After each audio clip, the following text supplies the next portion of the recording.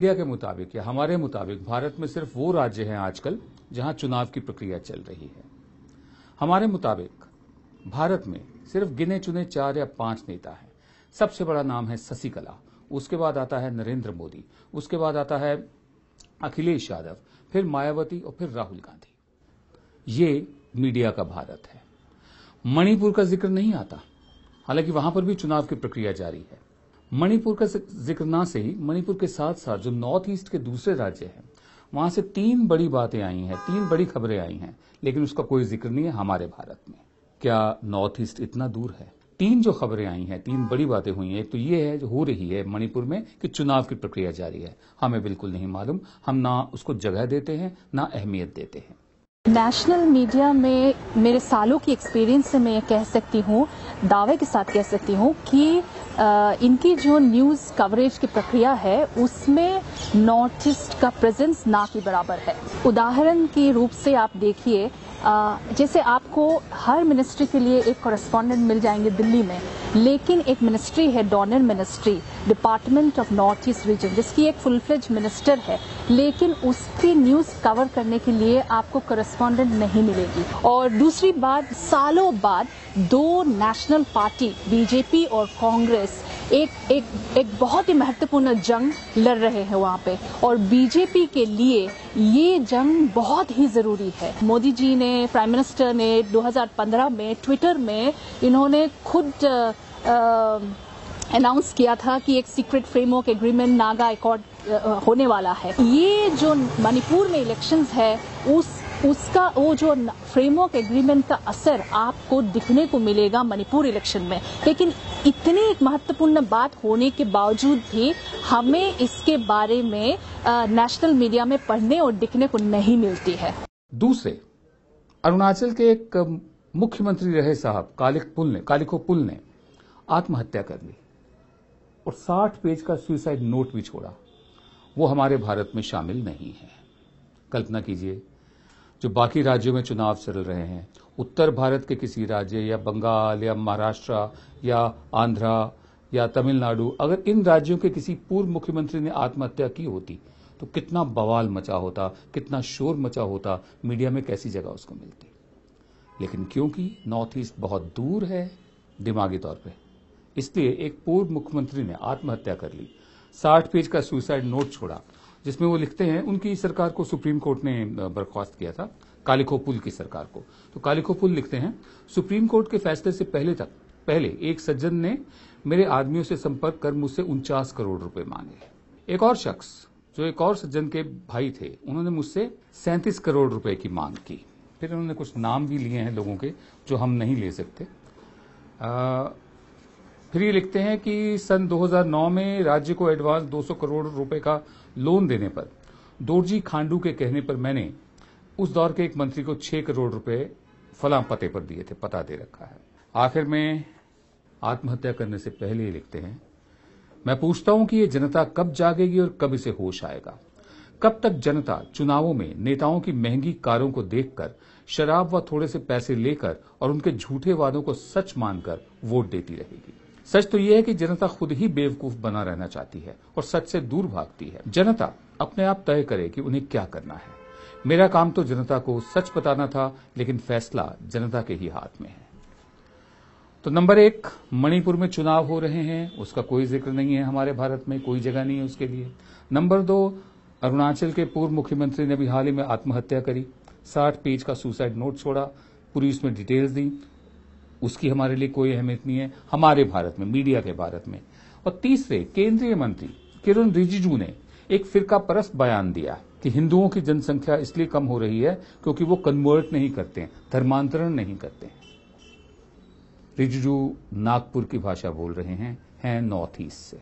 अगर भारत माता के नाम पर देश प्रेम की दुकान चलाने वालों से सिर्फ नॉर्थ ईस्ट के राज्यों के नाम पूछ लिए जाएं कि कौन से 7 राज्य हैं, उनके मुख्यमंत्री कौन हैं, उनकी राजधानियां कौन कौन सी हैं, तो बहुत कम लोग बता पाएंगे। वाकई नॉर्थ ईस्ट हमारे भारत से बहुत दूर है, बहुत दूर। हम आगे बढ़ते हैं। मध्य प्रदेश में मुख्तलिफ जगहों से और राजस्थान से भी ISI के एजेंट्स गिरफ्तार किए गए हैं। ये वो लोग हैं जो आईएसआई के लिए खबरें इकट्ठा करते थे, सूचना इकट्ठी करते थे, फोटोएं लेते थे, एक प्राइवेट टेलीफोन एक्सचेंज चला रहे थे, उसके जरिए इनके हैंडलर से, आईएसआई के हैंडलर से इनकी बातचीत होती थी। लेकिन इस पर भी चुप्पी है हमारे भारत में। क्यों? क्योंकि जो लोग पकड़े गए हैं उनके नाम हैं ध्रुव सक्सेना। कहा जाता है कि बीजेपी आईटी सेल के सदस्य रहे हैं। हालांकि बीजेपी वाले अब इनसे इनकार करते हैं, दूरी बनाए रखना चाहते हैं। लेकिन इंडिया टुडे नाम की मैगजीन ने जब फोटो छापी कि शिवराज सिंह चौहान के साथ ये भी खड़े हुए हैं, तो तब बवाल खड़ा होना शुरू हुआ और मीडिया में धीरे धीरे जगह कम होती गई। ध्रुव सक्सेना, सतविंदर सिंह, कुश पंडित, कुश जैसे हम सबको मालूम है लव के भाई का नाम था, लव और कुश रामचंद्र जी के बेटे थे, सीता जी के बेटे थे दोनों। कहा जाता है कि लाहौर शहर लव उरू उसका नाम है, लव ने बसाया था, और कसूर शहर जो बहुत दूर नहीं है वो कुश ने बसाया था, कुश उरू। बहरहाल कुश पंडित, जितेंद्र ठाकुर, रितेश खुल्लर, जितेंद्र सिंह यादव, दादू, त्रिलोक सिंह, बलराम, ये वो लोग हैं जिन्हें पकड़ा गया है, जिन्हें पुलिस रिमांड पर भेजा गया। और इनमें से सबसे पहले पकड़े गए थे सतविंदर सिंह और दादू। ये सुचेतगढ़ में फौजी ठिकानों के फोटो ले रहे थे, तभी पकड़े गए। इनसे तफ्तीश में ये तमाम नाम सामने आए। मैं क्यों आपको ये बता रहा हूं? कल्पना कीजिए इन सारे नामों में अगर एक भी मुसलमान नाम होता तो कितना बवाल मचता।